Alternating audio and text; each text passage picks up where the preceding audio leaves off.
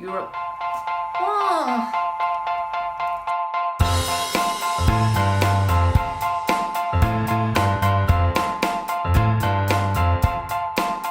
Hey guys, welcome to today's Lorraine's channel. And today we're gonna do a special episode with one of our special guests.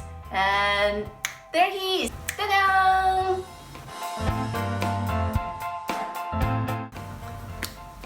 Do you wanna do a Chinese introduction?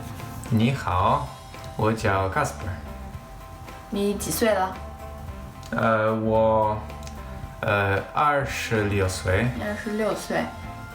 我们住在哪？我们住在伦敦。Oh, well done. Yeah, so Kacper's been to China only once, right? So today I just want to do like a quick and easy interview to Kacper about his impression about all the things and people he met in China.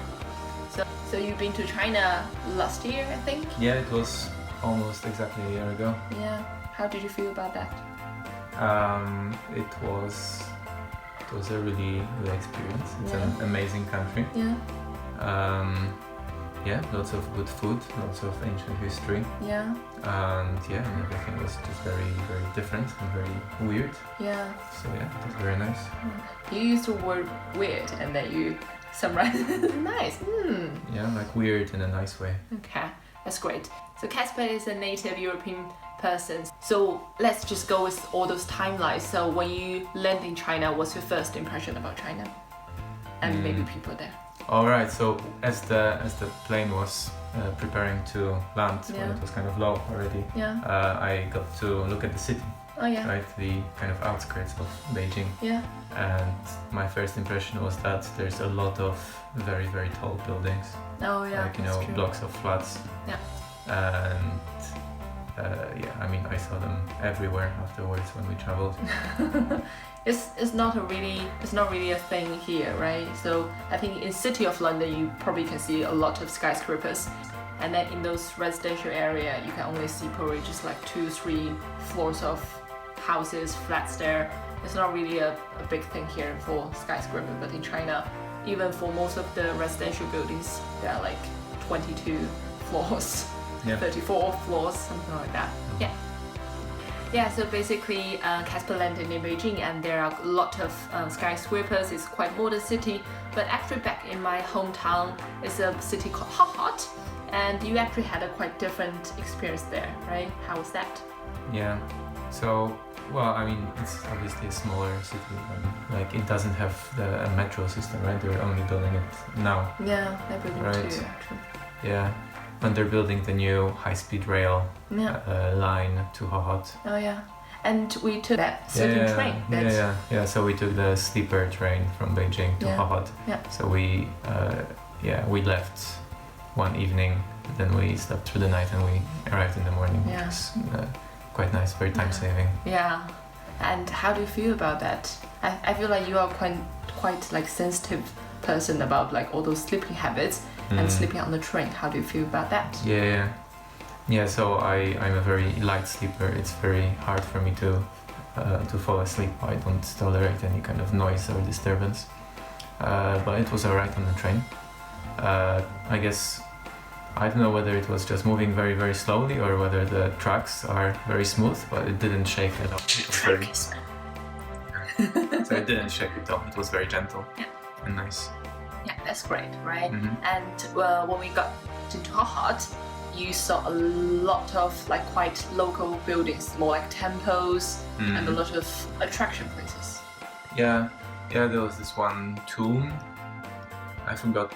Of one of the beauties in China. Of whom? Yeah, of some kind of princess or... Yeah. I forgot who it was exactly. I will put this story somewhere near here. Yeah. It's like 1,000-year-old. The main piece is like a mount rather than this artificial hill. That has a very nice view of the city and the area. And then there was a bunch of like buildings there with a museum and some sculptures. Yeah, that's great. Yeah, and there was this very nice Buddhist temple that we also saw in Hohhot. Yeah. I also saw a few of these Buddhist temples in Beijing, and the one in Hohhot was like yeah, I guess it was very similar in terms of architecture. Yeah. It was smaller than those in Beijing, but the plus was that there was much fewer tourists. Yeah. So it was almost You completely love it there, yeah, right? it was almost completely empty, so you could experience it Yeah. like a real place rather than, you know, like another tourist attraction. Yeah, it's true. And all those like attraction places style is quite different than here, right? Because when we travel through Europe, we can see, oh, this is like Renaissance kind of building and some like churches, whatever. But things are quite different in China, right? Well, yeah, the architecture is Yeah. completely different. Yeah. Well, that's my impression of some of the Chinese buildings. I mean, the more modern buildings are similar to like the others that you can recognize from, you know, internationally. Yeah. Yeah, particularly in like the coastal cities, which have a lot of foreign influences. It's great. Mhm. You like it? The architecture, Yeah. yeah, in general I do. Yeah. So the traditional architecture, like in those Buddhist temples or in the Forbidden City, that's very nice. Yeah. That's a completely different architectural tradition. Yeah, so it was very nice to look at. Very, very different. Okay. Very colorful. What else? Yeah, all the skyscrapers and the modern buildings. That was very impressive. So it's something that you don't see very much of in Europe. Like in London, you kind of do see some of that, but in China it's on another level, pretty much. So how do you rate the buildings out of China? Well, based on height, Yeah. like 1,000. Yeah. We're talking out of 10, so.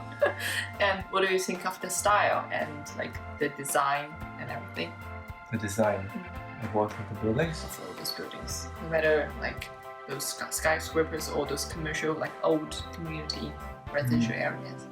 Well, there's a lot of these kind of communal building housing estates, right?